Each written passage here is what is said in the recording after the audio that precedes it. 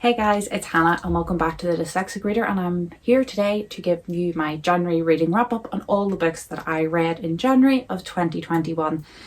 And it was a month of series and rereads. Every single book that I read 5 books, were rereads. I've read all these books before, and 4 was a series and then 1 standalone, which was also a reread as well. Let me just get up here. I should have done this before. How many pages I read.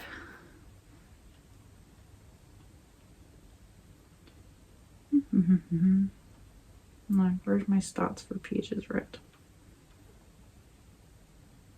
Oh, here we go. 3,105 pages in total. And I'm going to start first with the standalone. And that is Mrs. Frisby and the Rats of NIMH, which is in my top 3 books of all time. I absolutely adore this story. It is a children's book about a little mouse, Mrs. Frisby, and her son Timothy becomes ill. And she needs help, so she goes to the Rats of NIMH and finds out all about this society of rats that are way more intelligent than the average rat, how they came to be there, and their whole story. And I just think this book has so many great messages. It's so well written, it's so imaginative, it's really thought-provoking even as an adult, of what society is and how we judge intelligence and stuff like that. So it's a really, really good book in my opinion. It's one of my favourites and I tend to reread it every couple of years. And I thought just this year, January was a hard month for me, as I'm sure it was for a lot of people. And I just thought that I needed some comforts and to visit some old favourites, so that's what I did.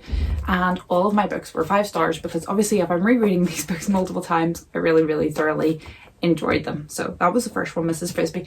And then I read the whole Inheritance cycle, which is 4 big, massive fantasy books that are very slippy by Christopher Paolini. The first one being Eragon, then the second is Eldest, the third is Brazinger, and the final book is Inheritance.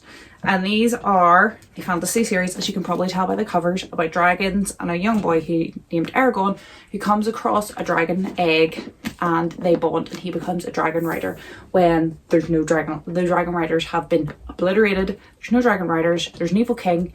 And the king has killed all the dragons and the riders, and this boy finds a dragon egg and becomes the first rider in a generation. And yeah, it's just a really fun fantasy series. I really enjoy it. I love all the twists and turns.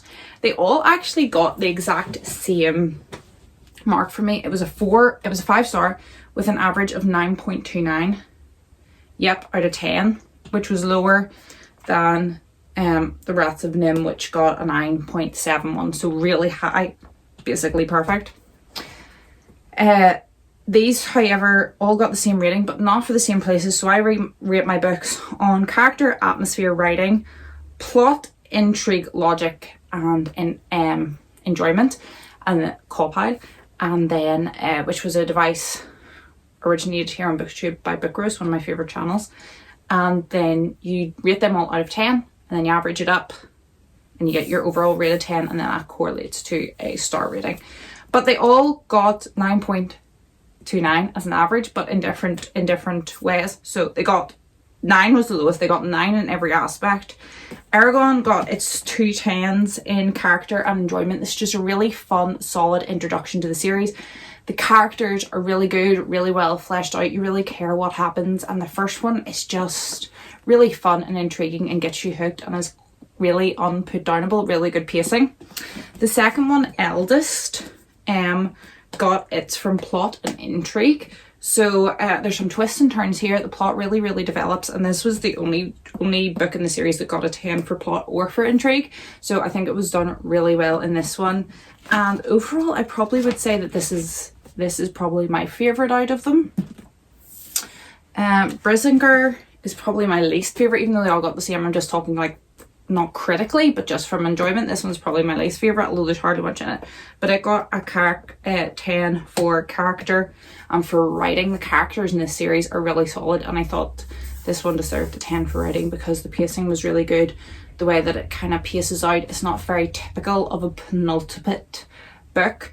I really love it when books kind of finish and start like in the middle of a battle. Like if you're doing a series, like it starts and picks up like not necessarily at a convenient place. I do kind of like that, but as someone who binges series, you know, that might not be good for someone who was reading these as they came out and they had to wait like a year for the next one. But for me, I personally do like that. I never read a series until they're all out usually, because I know if things like that happen, I'm just going to want to go straight into the next one. And then Inheritance was the same. It got a 10 for character and a 10 for writing, and I really enjoyed the characters in this whole series. One thing that I didn't like the first time rereading around, I think I liked it a bit more this time, but still wasn't the biggest fan of there's the characters that are from Rowan, one of the characters' perceptions. I just think it doesn't really enhance the story much, bring the story along any. I'm not a big fan of Rowan's kind of character and story arc. I feel like there's not a lot of maybe like motivation and backstory to him.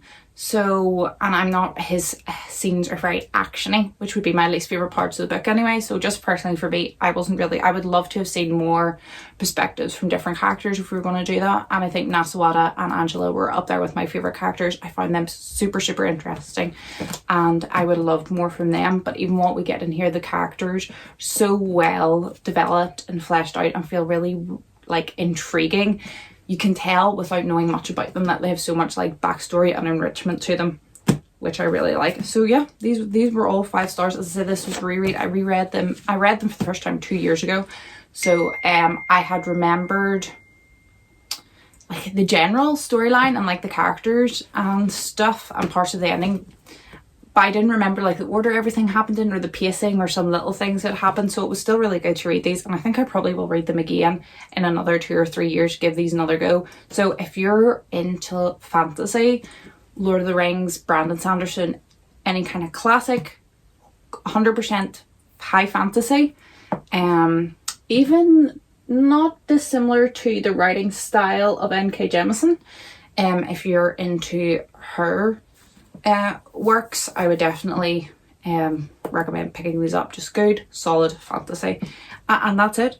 So we read the 4 Inheritance Cycle and Mrs. Frisby Writes Name, all rereads, all 5 stars. I just really wanted to focus on books that I knew I would love and get through and really enjoy this month to get this year kind of kicked off, and hopefully February will be good. Let me know down below in the comment section what you have been reading. Did you have a good reading month? Did you have a good month in general? And all the best hopes for reading in February, and I will see you guys in my next video. Stay happy, stay safe, take care of yourselves. Goodbye.